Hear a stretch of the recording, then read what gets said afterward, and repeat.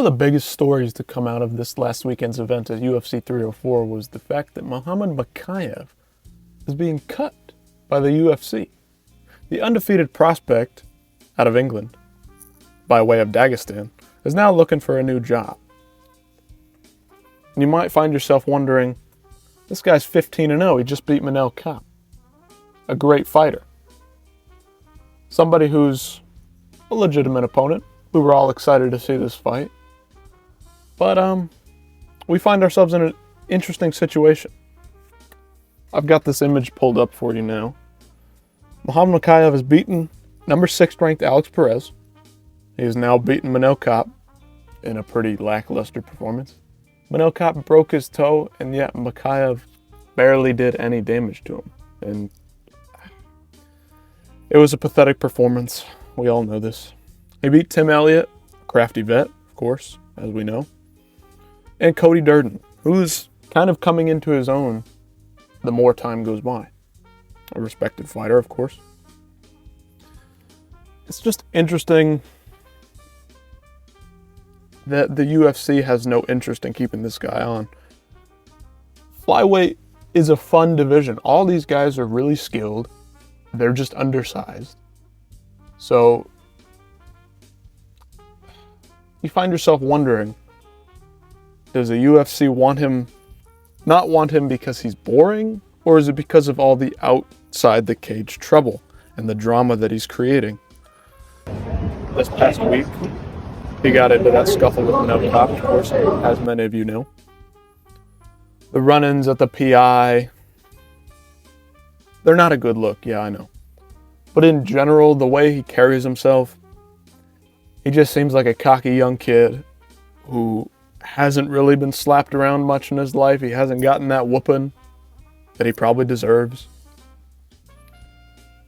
And, in the post-fight, Dana said that he thinks the PFL is going to get a great undefeated prospect. The PFL doesn't even have a 125-pound division. Bellator, who's now owned by the PFL, doesn't even have a 125-pound division anymore, as it seems. We know Sergio Pettis fights over there, Horiguchi. I know Ryzen has a 125 division, and One Championship has a 125 division, but where's this guy going to go?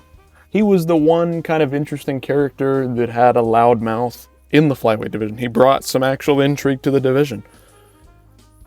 So, it's hard to say. I kind of wanted to see him stick around because, yes, is he boring? Sure, but he's a really solid grappler. He had some finishes, no doubt. So you wonder what their logic is. I tend to lean towards the fact that they got rid of him because he's a cocky young kid who's gotten into trouble, all this drama that he's creating for seemingly no reason, acting a fool. And, let's see, man. He's now out of the UFC. He's been cut. So let's look at the One Championship rankings real quick. So we got Demetrius Johnson as the champion. Hasn't fought since May of 2023. Adriano Moraes is hanging around. How does Mokaev Mokaev stack up against these guys? It's hard to say. Is DJ still in the prime of his career? Is he still improving, still gaining those skills? Or is he just on top because the One Championship roster isn't as solid as they make them out to be? I think all these fighters are great and entertaining, but is the skill really there? Where does Mokaev Mokaev really stack up for them? I think that would be an interesting move for him. Go over to One Championship. Try to, take advantage of the popularity that he has gained from the UFC. Because otherwise, what's he going to do? Go back to Cage Warriors?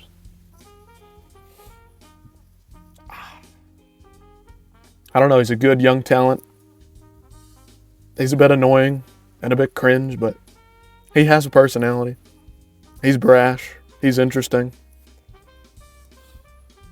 I think it'd be good for him to go to One Championship. I think One Championship could capitalize on his name value as well. This so-and-so prospect has beaten these guys from the UFC. I think they need that. And I think Mokaev needs a place to go because he's got a decent name. He's pretty popular over there in England.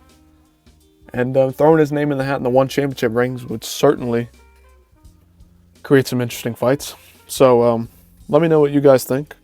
If there's anyone in the comments, I would appreciate it. But shout out to Mokaev, man.